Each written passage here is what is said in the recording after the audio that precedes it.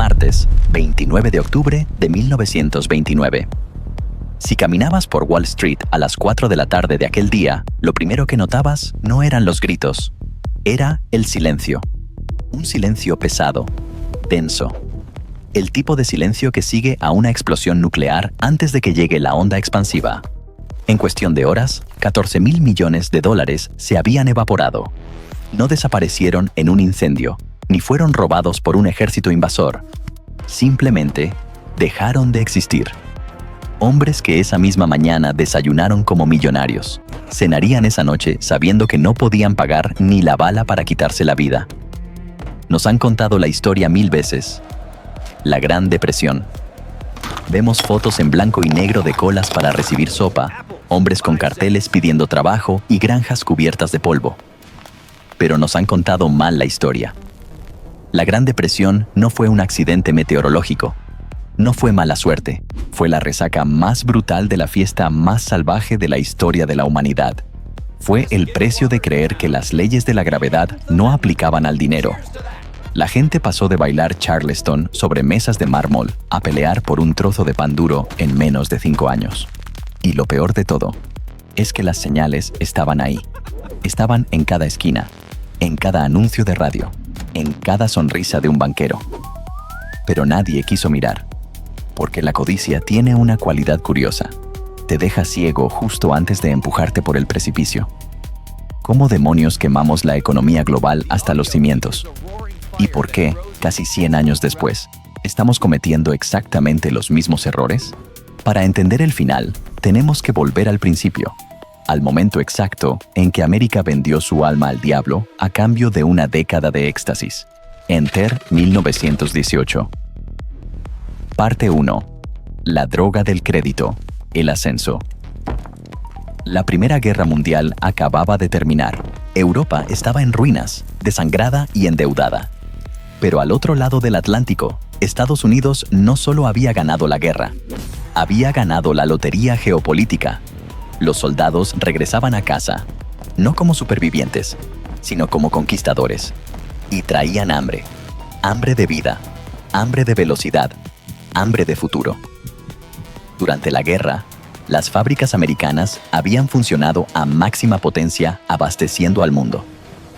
Las mujeres habían entrado en las fábricas, rompiendo el techo de cristal por pura necesidad. Había dinero en los bolsillos, había optimismo.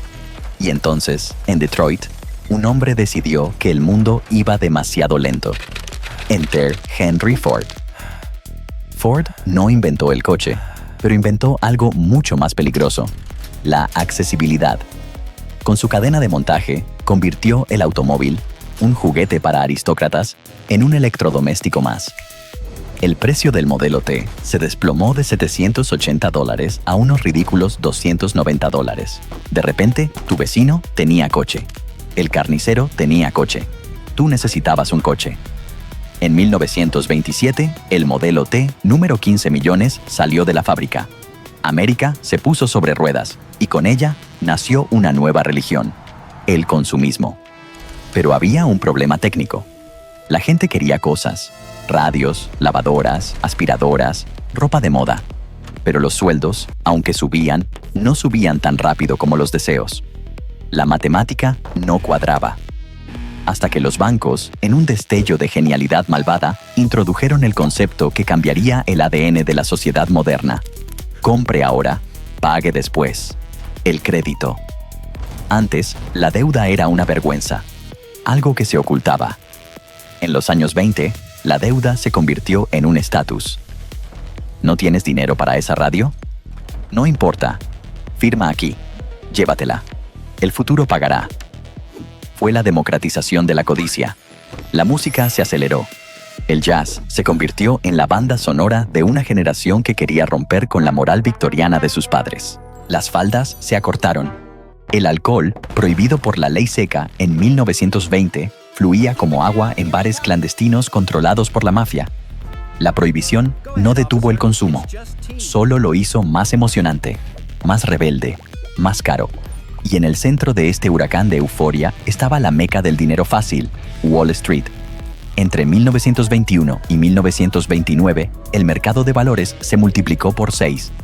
6 veces tu dinero, sin trabajar, sin producir, solo apostando. Imagina esto. Estás en una fiesta y ves que el tipo más tonto de la sala se está haciendo rico comprando acciones de una compañía de radio. ¿Qué haces? ¿Te quedas mirando? No. Entras. Se creó un efecto bola de nieve psicológico. El carnicero, el taxista, el limpiabotas, todos tenían un dato. Todos eran expertos financieros. Y aquí es donde el sistema se volvió criminal. Los bancos permitieron la compra con margen.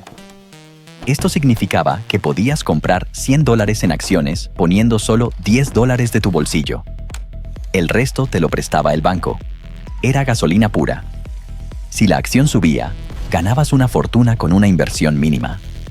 Pero si la acción bajaba, si bajaba, perdías dinero que ni siquiera tenías. Pero a nadie le importaba el riesgo. En 1929, el 40% de cada dólar prestado en América no iba a construir casas ni a fundar empresas. Iba al casino de la bolsa. Herbert Hoover, el recién elegido presidente, miró a la nación y dijo: «Estamos más cerca hoy del triunfo final sobre la pobreza que cualquier país en la historia». Pobre iluso. No estaban venciendo a la pobreza. Estaban construyendo un castillo de naipes sobre un pozo de dinamita.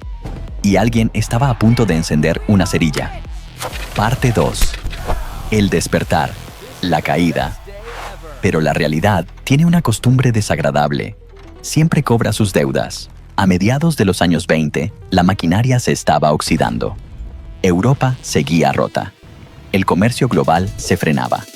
Las fábricas producían coches y radios que ya nadie compraba porque todo el mundo que podía permitírselos ya los tenía. La economía real se detuvo. Pero en Wall Street, la fiesta seguía. Los precios de las acciones subían, desafiando toda lógica matemática. Era una alucinación colectiva. Un esquema Ponzi legalizado, donde los nuevos inversores pagaban las ganancias de los viejos. Los expertos lo llamaron la nueva meseta permanente. Nosotros lo llamamos estupidez. Entonces llegó. 24 de octubre de 1929. Jueves negro.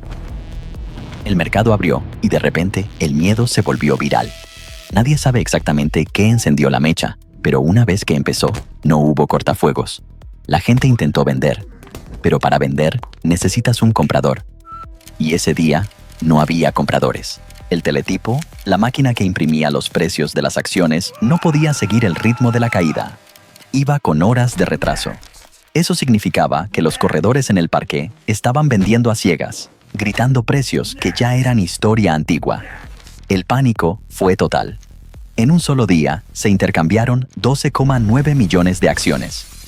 Un récord absoluto. El mercado sangró un 11%. Los banqueros de Nueva York intentaron detener la hemorragia inyectando dinero, comprando acciones para inflar artificialmente la confianza.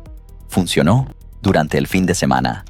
Pero el martes siguiente, 29 de octubre, llegó el golpe de gracia. Martes negro. Si el jueves fue el miedo, el martes fue la rendición. 16 millones de acciones tiradas a la basura. Otro 12% de caída. En 2 semanas, el mercado perdió un tercio de su valor total. 30.000 millones de dólares borrados. Más de lo que costó toda la Primera Guerra Mundial. Y aquí es donde entra la trampa mortal del margen. ¿Recuerdas esos préstamos fáciles? Los bancos empezaron a hacer las llamadas del terror, las margin calls. Exigían a los inversores que devolvieran el dinero prestado inmediatamente para cubrir las pérdidas. ¿No tienes el efectivo? Entonces, vendemos tu casa, tu coche, tu negocio. Millones de familias de clase media, que pensaban que estaban invirtiendo en su futuro, descubrieron en una tarde que estaban en bancarrota técnica. Pero si crees que esto solo afectó a los jugadores de bolsa, te equivocas. El cáncer acababa de empezar a extenderse. Parte 3.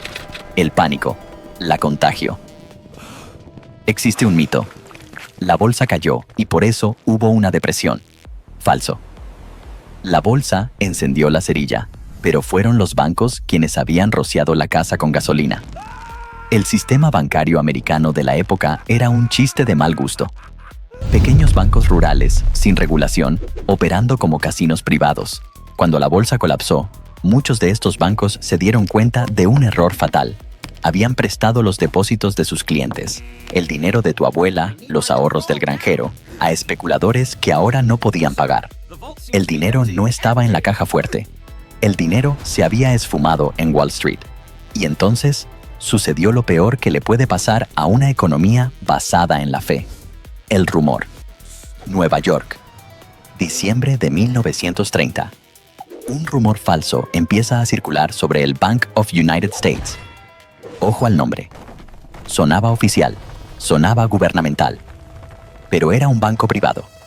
Un simple comerciante fue a vender sus acciones y el banco le dijo que no. El rumor corrió como la pólvora. El banco no tiene dinero. En cuestión de horas, 25,000 personas rodeaban el edificio. Una marea humana golpeando las puertas, gritando, exigiendo sus ahorros. Imagina la escena. El caos. La policía a caballo, intentando controlar a una multitud aterrorizada, en un solo día sacaron $2 millones en efectivo. El banco colapsó. Fue la quiebra bancaria más grande de la historia de Estados Unidos hasta ese momento. Y el miedo es contagioso. Si el Bank of United States puede caer, ¿está seguro mi dinero en el banco de mi pueblo? La respuesta lógica de la gente fue: saca el dinero, mételo bajo el colchón. Esto provocó una reacción en cadena. Incluso los bancos sanos, los que habían hecho las cosas bien, se enfrentaron a corridas bancarias. Ningún banco del mundo tiene todo el dinero de sus clientes en efectivo al mismo tiempo. Tuvieron que vender activos a precio de saldo, dejar de dar préstamos y cerrar puertas. 1/3 de los bancos de América desaparecieron. 9,000 instituciones financieras evaporadas. 9 millones de cuentas de ahorro. A cero. Imagina trabajar toda tu vida, ahorrar cada centavo, ir al banco un lunes por la mañana y encontrar las puertas cerradas con cadenas, sin seguro, sin garantías, sin a quién reclamar. Y mientras el edificio se derrumbaba, ¿qué hizo la Reserva Federal? Los supuestos guardianes del sistema. Nada. Se quedaron de brazos cruzados. Dejaron que la oferta monetaria se contrajera un 31%. Pensaban que era una limpieza necesaria, que el mercado se purgaría solo. Fue el error de política económica más catastrófico de la era moderna. Convirtieron una recesión dolorosa en una pesadilla humanitaria. El dinero desapareció de la calle. Y cuando no hay dinero, no hay consumo. Cuando no hay consumo, no hay producción. Cuando no hay producción, no hay empleo. El círculo vicioso de la muerte había comenzado. Parte 4. El infierno en la tierra. La miseria. El sueño americano se convirtió en una pesadilla de supervivencia. Para 1933, las cifras eran apocalípticas. El desempleo en Estados Unidos tocó el techo, 24,9%. 1 de cada 4 hombres no tenía trabajo, no tenía ingresos, no tenía futuro. El Dow Jones, el orgullo de la nación, había caído un 90% desde su pico. Las empresas no solo cerraban, se extinguían. Y Herbert Hoover, el hombre que prometió un pollo en cada olla, cometió el error final. Presionado por el pánico, firmó la ley de aranceles Smoot-Hawley. La idea parecía patriótica. Protejamos a los agricultores americanos. Pongamos impuestos a los productos extranjeros. Fue un suicidio económico. El mundo respondió con la misma moneda. Europa cerró sus fronteras. Canadá cerró sus fronteras. El comercio global se desplomó un 66%. Hoover intentó apagar el incendio rociando gasolina sobre las relaciones internacionales. Y entonces, como si la economía no fuera suficiente castigo, la naturaleza decidió unirse a la paliza. En el corazón de América, el cielo se volvió negro. Literalmente. Años de sobreexplotación agrícola combinados con una sequía bíblica crearon el Dust Bowl. Tormentas de polvo de 3,000 metros de altura engulleron pueblos enteros. La tierra fértil se convirtió en arena. No podías cultivar. No podías respirar. Fue la catástrofe ecológica más grande de la historia del país. Familias enteras metieron lo poco que les quedaba en viejos camiones y huyeron hacia el oeste, hacia California, solo para ser recibidos con carteles que decían: «No hay trabajo, vuelvan a casa». Aparecieron barrios de chabolas hechas de cartón y chatarra en los parques de las ciudades. El cinismo popular les puso un nombre que pasaría a la historia: Hoovervilles. Villas Hoover. Monumentos a la incompetencia presidencial. América estaba al borde de la revolución. El capitalismo parecía haber fallado. Necesitaban un salvador, o al menos, alguien que supiera vender esperanza. Enter Franklin D. Roosevelt. Parte 5. La mano visible. La resolución. Roosevelt gana las elecciones por aplastamiento. No traía una varita mágica, traía una excavadora. Su filosofía era simple: acción. Prueba algo. Si falla, prueba otra cosa. Pero por el amor de Dios, haz algo. Lanzó el New Deal. Si el sector privado estaba muerto, el gobierno se convertiría en el empleador de último recurso. Construyeron presas, carreteras, puentes, no solo para tener infraestructuras, sino para poner dinero en los bolsillos de la gente para que pudieran volver a gastar. Pero la verdadera revolución fue en las reglas del juego. Roosevelt entendió que el problema no era solo el dinero, era la confianza. Creó la FDIC, Seguro Federal de Depósitos. El gobierno le dijo a la gente: si el banco quiebra, nosotros te devolvemos tu dinero. Creó la SEC, la policía de Wall Street, para vigilar a los tiburones que habían causado el desastre. Puso un suelo bajo los pies de los trabajadores, salario mínimo, seguridad social. Civilizó la jungla. La economía empezó a respirar. Los bancos dejaron de quebrar. La gente volvió a meter su dinero en las cajas fuertes. Pero aquí está la verdad incómoda que muchos libros de texto suavizan. El New Deal no acabó con la Gran Depresión. La alivió, la estabilizó. Pero en 1939, el desempleo seguía siendo dolorosamente alto. Lo que realmente sacó a Estados Unidos del agujero no fue la paz, fue la guerra. 1939. Hitler invade Polonia. El mundo estalla. De repente, Estados Unidos tenía un cliente insaciable: los aliados. Las fábricas que estaban cerradas se encendieron las 24 horas para fabricar tanques, aviones y balas. El desempleo desapareció, no por política social, sino porque millones de hombres fueron enviados al frente y millones de mujeres entraron a las fábricas. La Segunda Guerra Mundial fue el programa de estímulo económico más sangriento y efectivo de la historia. Conclusión. El eco del pasado. La Gran Depresión terminó oficialmente, pero su fantasma nunca se fue.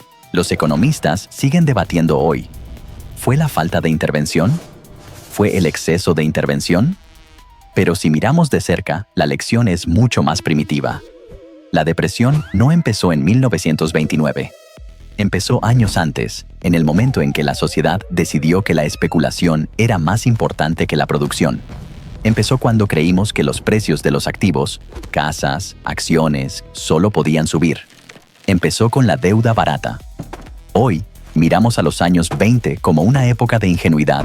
Nos reímos de ellos, pero mira a tu alrededor. Inflación, tipos de interés manipulados, especulación masiva, miedo a perderse algo, FOMO. La naturaleza humana no cambia. La tecnología mejora, los trajes cambian de corte, pero la codicia es la única constante universal. El mercado es un péndulo. Oscila entre el miedo y la euforia. En los años 20, el péndulo rompió el reloj. Y la historia nos enseña que, cuando la fiesta se paga con dinero prestado, la resaca no se cura con aspirinas. Se cura con décadas de dolor. La pregunta no es si volverá a ocurrir. La pregunta es: ¿estás preparado para cuando la música se detenga esta vez? Soy Expediente Estafa. Si valoras la verdad sobre el dinero, dale al like y suscríbete. Nos vemos en el próximo análisis.